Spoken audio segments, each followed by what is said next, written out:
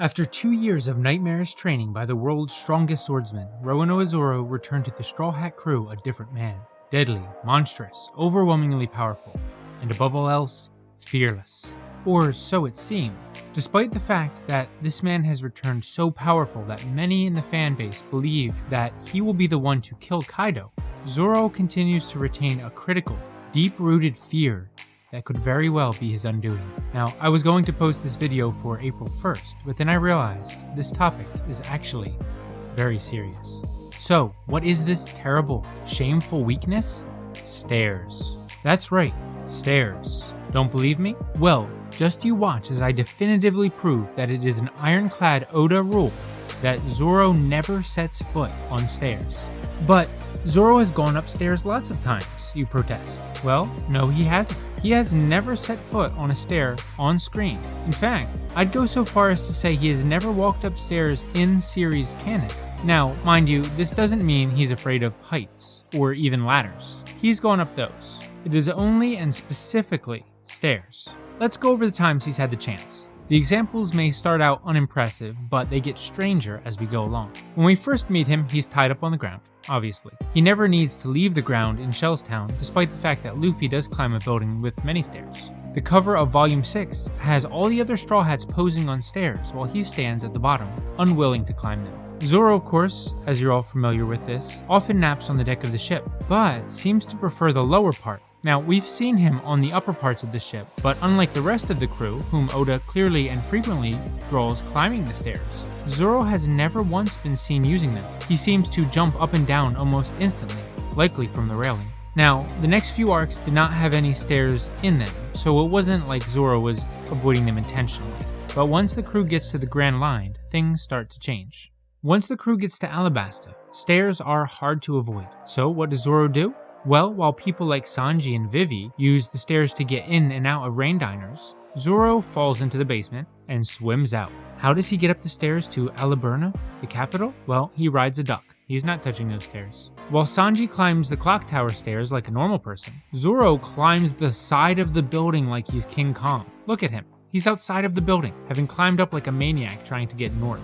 And we're just getting started. We start noticing a trend of him misunderstanding quote-unquote directions. But these things only seem to happen when the directions include one crucial step, or rather, a series of close together steps. Take a look at these images. But you may think, didn't he go up the stairs in the Tower of Justice? Oh, he got up the tower, but don't you remember how? In fact, while we watch the others climb upstairs to get to their CP9 opponents, we do not see Zoro do that. Zoro was also conveniently absent for the stair-filled Impel Down and Whole Cake Island, and as we mentioned, managed to avoid stairs in Dressrosa, either by going around them, using Luffy as an elevator, or getting hurled into the sky like a ball. When we finally reunite with Zoro and Wano, the crew is tasked with climbing several flights of stairs to face off against Kaido. But what does Zoro do? Nothing. He stays at the bottom, wishing anyone could help him get up. He laments that there is absolutely no way for him to reach Kaido and wishes he could fly up there somehow. After all, in his mind, there is no way up. Thankfully, Marco tosses him up, something that seems to be a reoccurring form of travel for the swordsman. And once again, just look at all these scenarios when the Straw Hats had to climb stairs. Yet Zoro was absent for every single one. Convenient, no? This should all make one thing clear. Zoro is afraid of stairs. Or is he? You see, from the start of this video, I have been lying to you.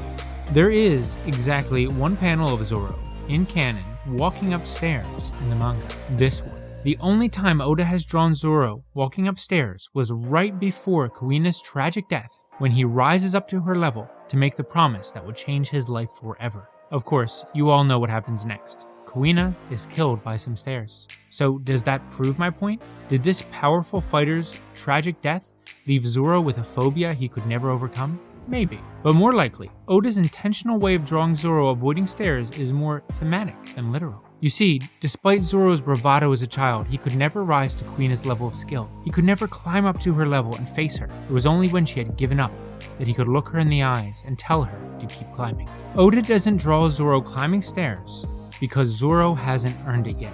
He hasn't reached Kuina's level yet. However, mark my words and bookmark this video, because I'm about to drop a theory. Oda will draw Zoro climbing stairs once more. When Zoro lands the finishing blow on the world's greatest swordsman and takes the title for himself, he will dramatically step over his fallen opponent and climb a staircase, likely one with some sort of impressive chair on top, claiming his throne and overcoming all that stood between his and Kuina's dream all at once.